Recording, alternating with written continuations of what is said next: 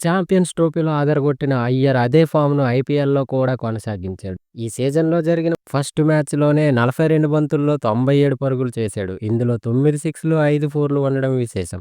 ఈ ఇన్నింగ్స్‌తో అయ్యర్ అరుదైన ఘనతను సాధించాడు. టీ20లో 6000 రన్స్ కంప్లీట్ చేసుకున్న ప్లేయర్‌గా నిలిచాడు. దీంతో ఈ ఘనత సాధించిన 14వ భారత ఆటగాడిగా నిలిచాడు. మరోవైపు ఐపీఎల్‌లో 2000 రన్స్ కంప్లీట్ చేసిన 7వ కెప్టెన్‌గా నిలిచాడు. అయితే ఈ మ్యాచ్‌లో శ్రేయస్ ఆఖరి ఓవర్‌లో 97 పరుగులతో క్రీజ్‌లో ఉన్నాడు.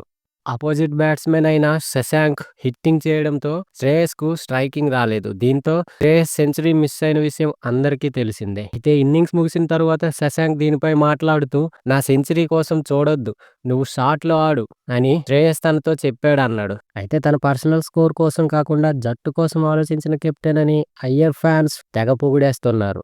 అతను సెంచరీని త్యాగం చేసి శశాంక్ సింగ్‌ను షాట్స్ ఆడమని చెప్పడం వల్ల చివరి ఓవర్‌లో 23 రన్స్ వచ్చాయి. ఆ పరుగులే మ్యాచ్ చివరిలో కీలకంగా మారాయి. ఫలితంగా 11 రన్స్ తేడాతో పంజాబ్ కింగ్స్ విన్ అయింది. శ్రేయస్ అయ్యర్ మరో అరుదైన రికార్డును కూడా తన ఖాతాలో వేసుకున్నాడు. 2 వేరు ఫ్రాంచైజీలకు కెప్టెన్‌గా ఆడిన తొలి మ్యాచ్‌లోనే 90+ స్కోర్ చేసిన క్రికెటర్‌గా నిలిచాడు.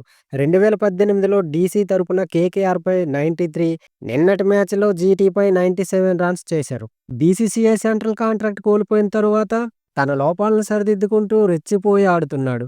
మరి శ్రేయస్ అయ్యర్ సెల్ఫ్‌లెస్ క్రికెట్‌పై మీరేమనుకుంటారో కామెంట్‌లో తెలియజేయండి.